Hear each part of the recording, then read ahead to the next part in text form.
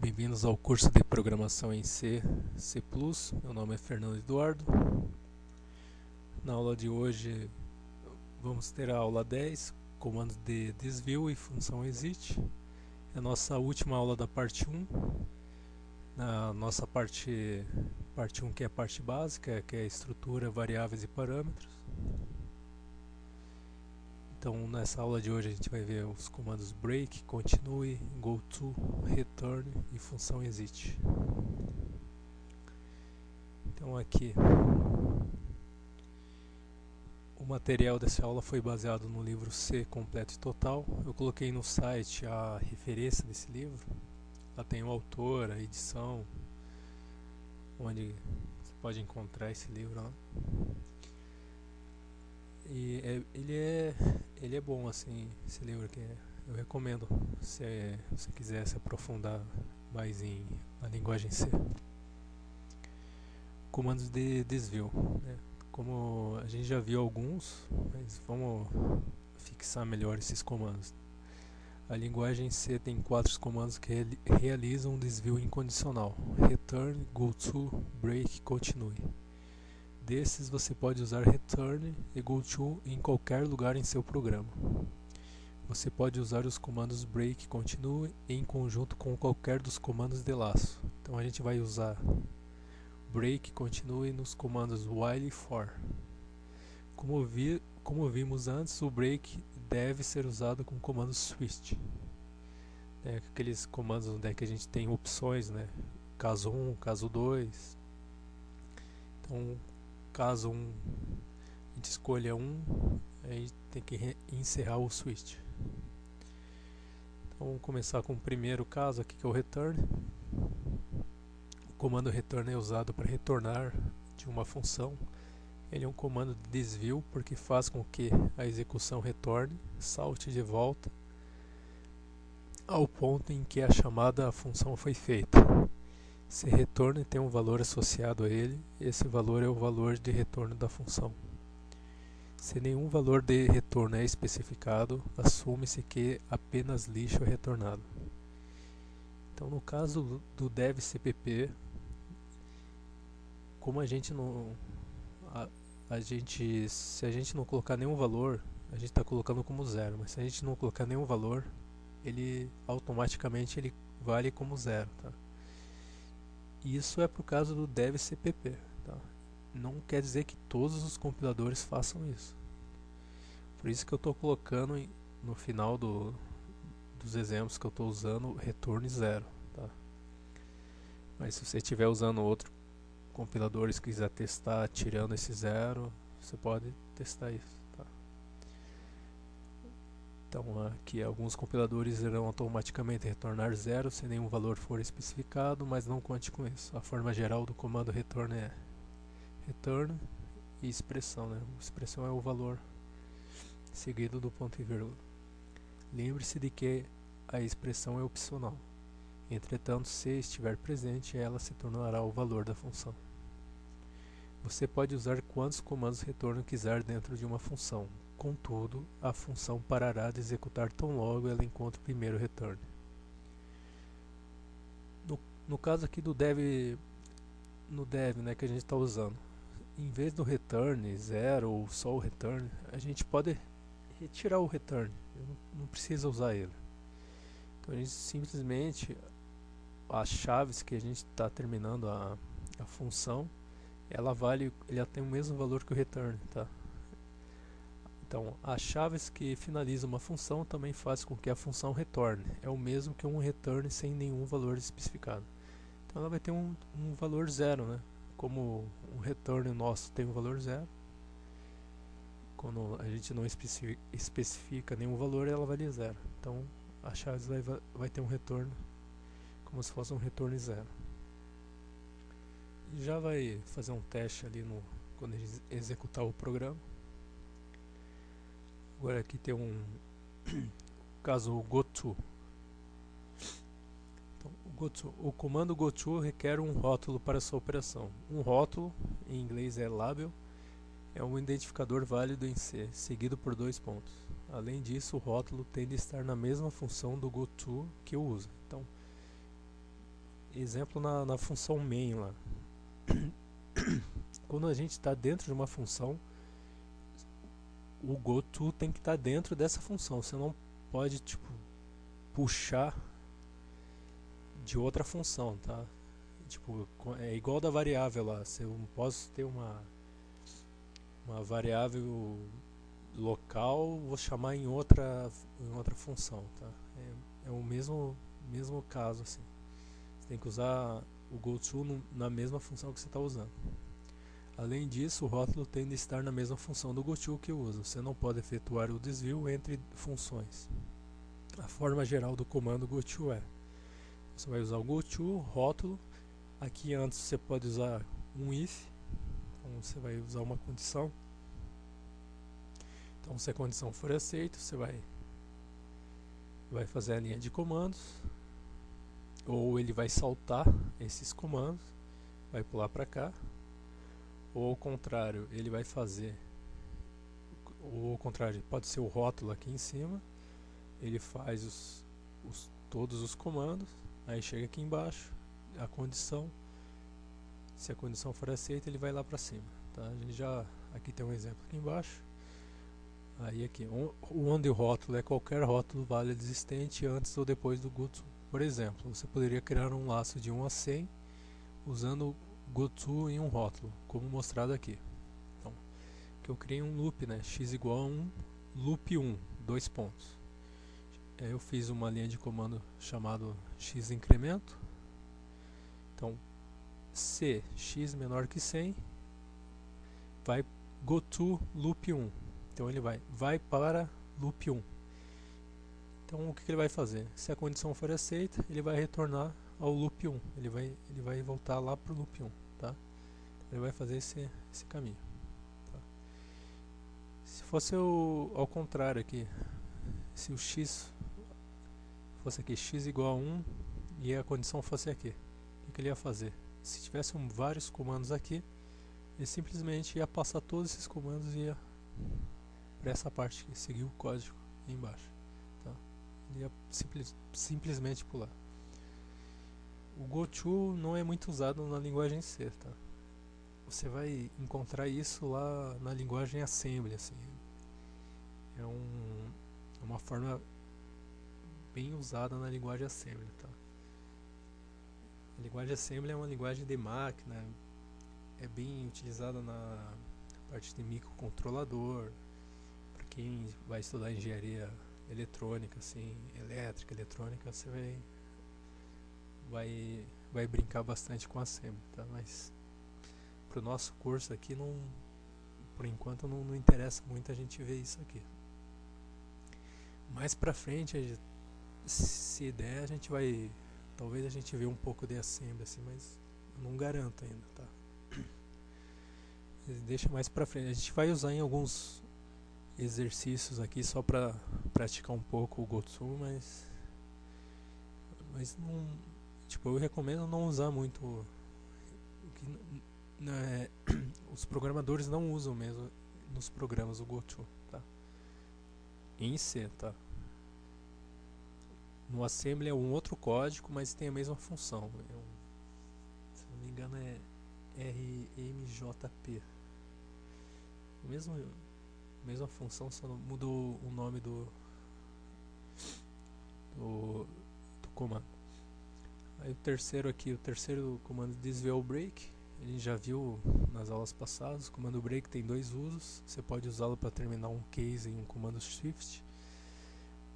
Você também pode usá-lo para forçar uma terminação imediata de um laço, evitando o teste condicional normal do laço.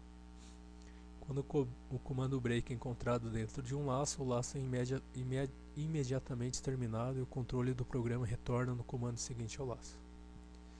Então a gente já viu, né? Então quando tem o switch, a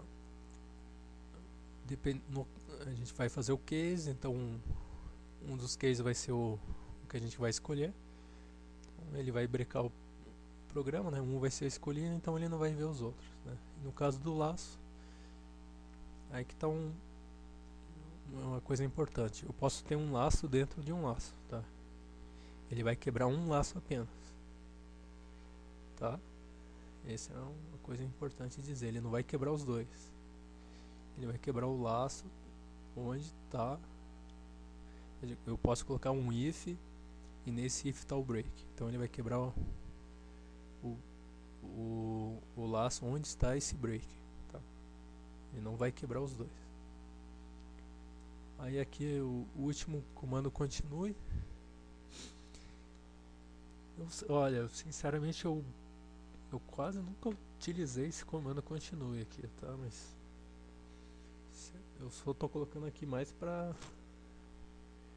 gente ver aqui, mas se alguém se interessar utilizar, quer utilizar, só por demonstração tô colocando aqui. Então o comando continue trabalha de uma forma um pouco parecida com o do comando break. Em vez de forçar a terminação, ele força que ocorra a próxima iteração do laço, pulando qualquer código intermediário. Para o laço for, continue e faz com que o teste condicional e a porção do incremento do laço seja executado. Para os laços while e do while, o controle do programa passa para o teste condicional. Então, o que ele vai fazer? Se uma condição for aceita, eu tenho um while com vários comandos. Então, eu tenho um if. Se a condição for aceita, ele vai passar várias linhas de comandos até... ele não vai dar o break no while, ele simplesmente passa várias linhas de comando. Mas sinceramente eu nunca usei, quase nunca usei esse continue aqui. Mais exercício pedido pro professor, assim. Nunca usei prática assim. Aí o último aqui é uma função para sair do programa, chama função exit. A função exit é usada para sair de um programa. Essa função provoca uma terminação imediata do programa inteiro, forçando um retorno ao sistema operacional. A forma geral da função exit é aí aqui uma forma void exit int código de retorno, ponto e vírgula, né, entre parênteses. O 0 é geralmente usado como um código de retorno que indica uma terminação normal do programa. Outros argumentos são usados para indicar algum tipo de erro. Então, resumindo assim,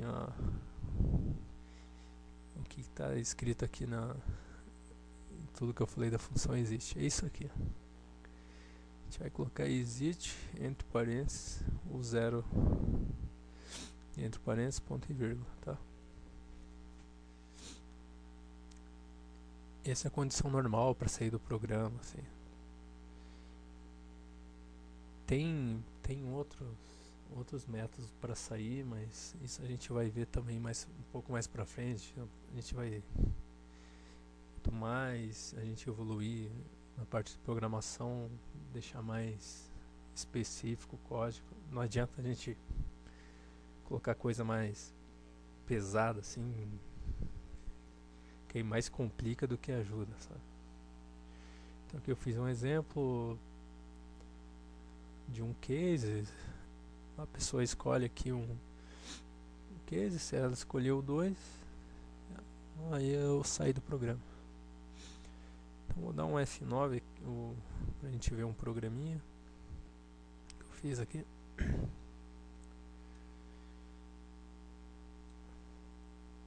Eu criei duas variáveis, número 1 igual a 10, número 2 igual a 0.